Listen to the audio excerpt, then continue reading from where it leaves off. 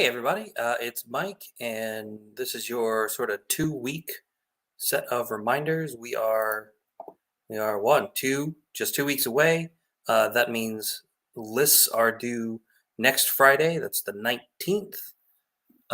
So that's the first thing coming up that everybody needs to be cognizant of and keep in mind. Please send your lists in whenever you have them ready to me at to@vanguardgt.org in Mantic companion format PDF files, please. Don't make me have to run people down to find them. Get them to me, please, before I wake up on Saturday morning, um, and everything will be fine. So, what have I been up to? Well, I painted the shield like just today. So this is first prize. This goes to whoever wins best overall. That's always a fun thing to do. It always, whenever I do that, then I get that like it's really happening. We're really close. It's really about to start. Oops, I knocked it over. Yeah. You stay there. There we go. Stay. Good. Cool. Uh, you know, always gets me excited for the event when I paint the shield because then I know we're getting really close. We got all the tables and chairs out of storage and set up in the basement this week. Um, so yeah, we're getting really close and everything's coming together. So list due in 1 week, event is in 2 weeks. First round challenges. We still only have 4 first round challenges. If you would like to challenge someone, please post it somewhere where both I and they can see it. Challenges are closed when lists are due, so you got 1 more week if you want to challenge anyone. I still have 2 people who haven't paid. I haven't started publicly shaming them yet, but they've been emailed. Don't make me like come track you down. Just get the payments in, please. We need those before lists are due. I do still have some people on the wait list. So if anybody here is thinking like they're not going to be able to make it for some reason, let me know sooner rather than later that you're going to need to drop, so I can give the folks on the wait list a chance to get their schedule cleared and make arrangements to come down. Also, I'd like to remind everybody that we do provide all meals on site. If you're staying here, that is dinner on Friday, breakfast Saturday, lunch Saturday, dinner Saturday, breakfast Sunday, lunch Sunday. If you are not staying on site, just coming for the tournament, then that is still going to be lunch Saturday, dinner Saturday, and then lunch on Sunday. So if you have any dietary restrictions, please do let us know. We will do what we can to accommodate whatever dietary restrictions people have. You just have to let us know what they are in advance. And the more notice you give us, please, the better. You can send that to me on Facebook or to to@vanguardgt.org to please let us know. If you're not staying on site and you would like us to serve you breakfast as well, like you don't want to have to bother feeding yourself, we can do that. It's an extra $10. Please just email me and let me know, and I will put you on the list. And you can send me the extra $10 via PayPal.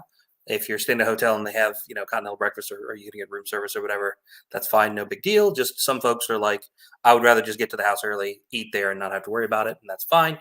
Just a few bucks extra to cover the cost.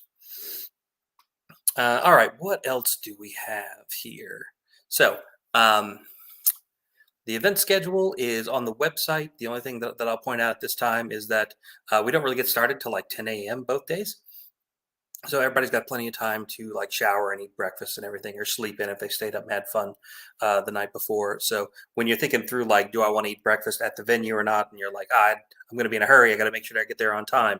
I should make sure to get breakfast at the venue. You don't really have to be here till 10 a.m. if you're off the venue. I think opening announcement starts at 10 and round one starts at 10:15 on Saturday, and then round four starts at 10 on Sunday. Yeah, so no reason to get a hurry. Completely up to you which way you want to go with that. But anybody who is either camping or staying in one of the rooms, that's already built into those costs.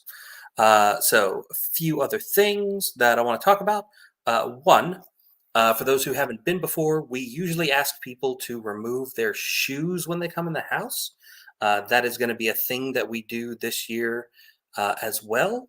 Also, we just put brand new carpet in the au pair suite like on Monday. So for folks that are staying up there, um, we'll ask you to make sure to please remove your shoes before you go upstairs there as well. I think in previous years that when that carpet was like 20 something years old, we were like, yeah, that's okay. But this year, like it's brand spanking new, so please do remove your outdoor shoes before either going up to the au pair suite or coming into the house. Now that doesn't necessarily mean you need to walk around or need to plan to walk around barefoot all weekend. We have basically indoor shoes that we wear, and we just swap for indoor shoes to outdoor shoes as we go in and out. So like if you have a pair of like slippers or sandals or anything like that at home that you normally wear, inside or around the house, I would recommend bringing those and just swap your shoes when you come the door. Outdoor shoes off, indoor shoes on, and you can wear those around the house just fine. It's just that much foot traffic from folks outdoors, especially with people like camping. If it might be muddy out there or whatever, like we're just trying to keep the floors as clean as possible for everybody. So thank you for your cooperation on that. Um, as I think I've said before, parking is the first thing that I run out of. So I will also ask everyone when you're planning on figuring out how to come to the venue, how to make your travel plans. Please plan to carpool as much as you can. Um, Folks who are staying in the house and staying here all weekend, please carpool. Folks that have the rooms get first crack at the garage. But then for the folks that are, if you're coming and going every day, because you're staying off site, um, please try to arrange to carpool with folks from wherever you're staying to here, even if you drove down separately, and like you're splitting an Airbnb with friends, or you're all staying at the same hotel. If you guys could pile into as few vehicles as possible to actually come to the venue, that would leave more space for everybody, and I would appreciate it. And that also dovetails into one of the topics I want to talk about here today, which is how I do door prizes, because I do them a little different from some of the tournaments that you may have been to around the area. Um, I don't give them all out at the end.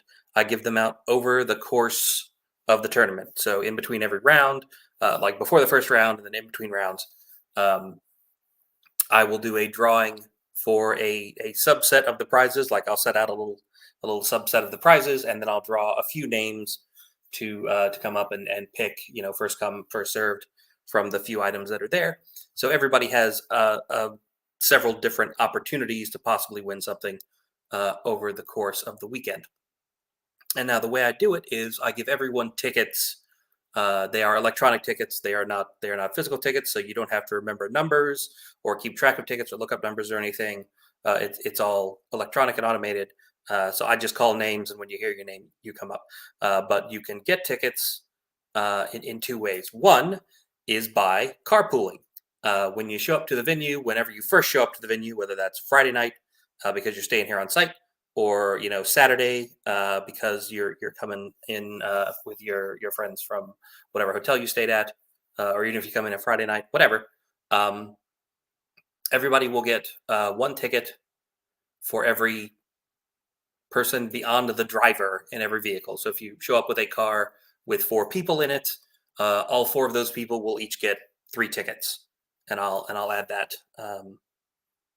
when you guys get here. So I'm going to try to keep note when people show up of how many folks are in the car with them. If I miss you on the way in, somebody just let me know so I can give everybody the appropriate number of door prize tickets based on how many people they fit in vehicles to come to the venue. Super appreciate that. Trust me, it makes it way easier for everybody if we're not trying to fit too many cars into the area, into my driveway and my little parking pad there. So yeah, and you get a few more additional chances at winning some prizes. The other way that you can get door prize tickets is just based on your game results. So the way I do it is for every win, you get one ticket. For every draw, you get two, and for every loss, you get three. So as the event goes on, depending on how lucky you are in terms of battle, you will get more or less tickets. If you're not having so much luck in the games, you get more tickets to have more chances at more door prizes as the event goes on. And again, I don't need you guys to do anything extra for that. I just increment those tickets and manage them automatically based on the game result submissions. And when your name gets called, like your total number of tickets gets decremented one, and I call names. You don't gotta carry around tickets or look up numbers. I'll just call everything out in between rounds for folks. That also means that you really should be back downstairs and ready to play when the round starts, because if you're not there, I might go on to the next person, or you know you might not get first choice. You might end up with like whatever prize is left out of the little batch that I put out. So it's just a way to spread it out so that we don't get to the end of the tournament and we have to wait through like however many names getting called for every door prize we have to give out. So it kind of spreads it out over the course of the weekend. It gives people multiple chances to win. It kind of follows the flow of the event in terms of your chances, and it gives everybody a reason to show up and to pay attention for announcements right before a round starts, because the door prize giveaway is part of that as well. So that's just how I do it. I just like doing it that way. Yeah. Um, so that is ask people about carpooling, told people about door prizes, on to how to submit results, which is the other thing that I wanted to talk about today, just to give everybody a heads up. So if you've been to a Mid-Atlantic tournament in the last year, you've probably already done this. If you haven't, then this might be slightly new for you, but I will show you now. So the way we've been doing this with a little system I put together based on basically Google Forms and Google Spreadsheets, is on the back of the player's pack, you will have some QR codes. Everyone needs to bring an internet-connected device. Your smartphone will work just fine. And after every round, you flip to the back. It's the same QR code for every round. You scan that code, it'll open up this form. If you can't get your camera to recognize the QR code, there's also a shortened bit.ly URL that you can type in. And since it's the same form every round, you can just leave the tab open in the browser on your phone and keep submitting after every round again. So you really only have to scan the code once if you leave it open. Pro tip. Yeah, and then you'll just go through and you'll fill it out. So you'll pick, what round it is. You'll pick what table you're playing on. You'll pick your name from the drop down. Table 1 is going to be Alex playing Brad, because that's a challenge. You'll do your sport vote here. Was it a good game? Yes or no.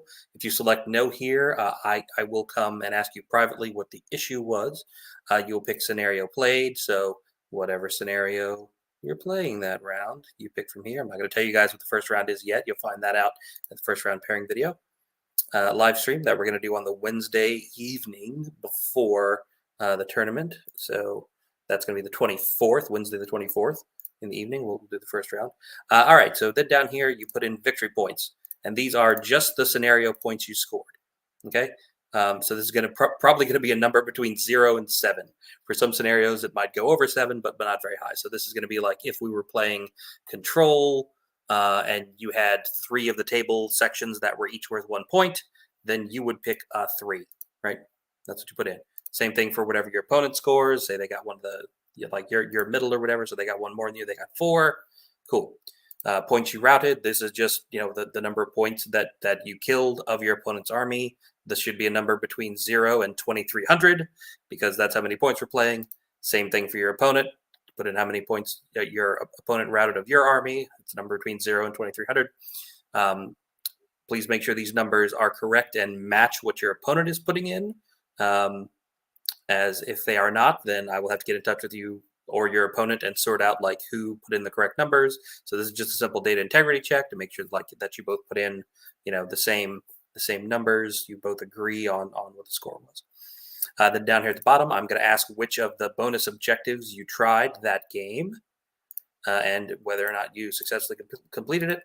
And when you are finished, you hit submit, and it'll submit your result. I'm not going to do that right now because I haven't picked a few of these. And then it will show you a confirmation message and a link to where you can see all the scores. There is also a QR code and a shortened URL that will also be on the back of the player's pack. That will also take you to the spreadsheet with all the scores. That is also where you will find your table assignments. and your pairings for future rounds.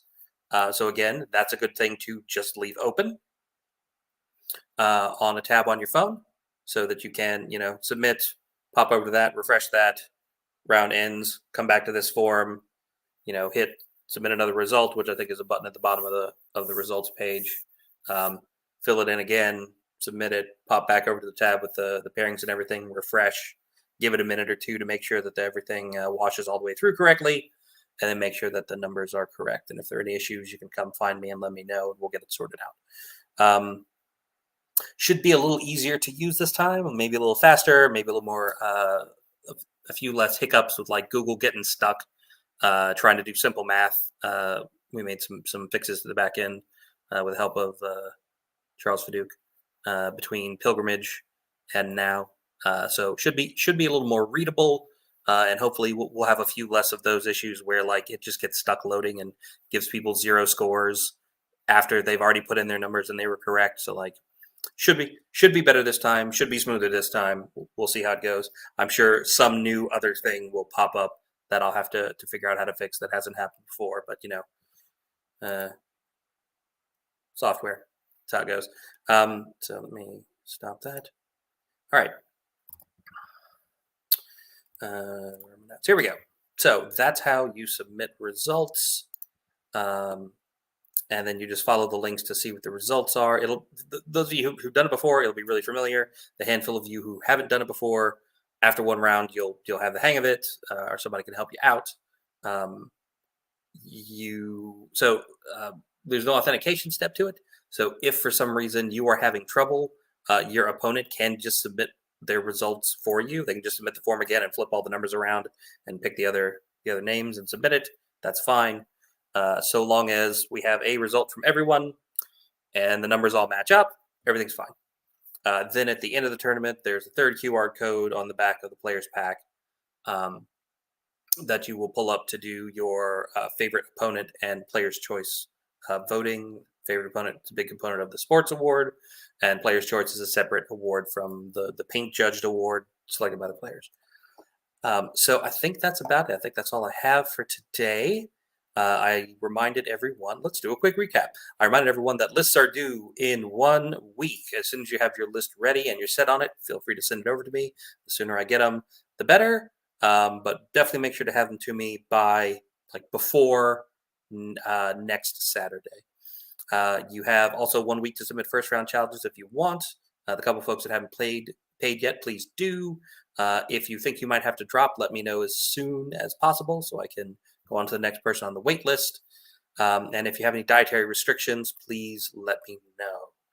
I will be back next week just before lists are due with a few more updates and reminders. And then we are 2 weeks out from the event. We're getting the house set up. We're getting the terrain out. We're getting the bedrooms ready for the guests. The swag has started coming in. I'm getting really excited. I hope you guys are getting really excited too. Lists are due next week. And then we're 2 weeks out from the event. Wednesday before the event, we will have a first round pairing live stream. I will send the link around for that soon. Probably going to be like 8 in the evening or sometime around then. So look for that. And finish up your lists. Get some last minute practice games in if you can. Get your list finalized and sent over to me. And we will see everybody here in 2 weeks. So get excited. We'll see you soon. Bye.